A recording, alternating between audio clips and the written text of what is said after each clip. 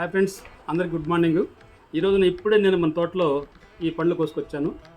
మనది పప్పాయ తోట ఉంది కదా, పప్పాయ తోటలో నుంచి పళ్ళు కోసుకొచ్చాను.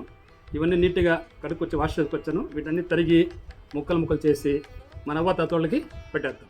మన తోటలో కాసిన పప్పాయలు అయితే చాలా టేస్టీగా ఉంటుందండి. చాలా చాలా బాగుంటుంది. ఇష్టంగా తింటాం అందరూ కూడా. ఇంకా ఆ చెట్లు నాటిన నారాయణ తాత అయితే మన మధ్యలో లేరు ఇప్పుడు. మీకు తెలుసు కదా, నారాయణ తాత దేవుడి దగ్గర చేరుకున్నారు. కానీ ఆ చెట్లు మా కోసం తను నాటారు అప్పుడు బాగున్నప్పుడు. ప్రతిసారి తనను గుర్తు చేసుకొని తింటాము. తను నాటడం వల్లనే కదా ఈరోజు ఇంత సంతోషంగా తినగలుగుతున్నాము అన్నట్లుగా. చాలా టేస్టీగా ఉంటుందండి. చాలా చాలా బాగుంటుంది. మన వాళ్ళందరూ కూడా బాగా ఇష్టంగా తింటారండి.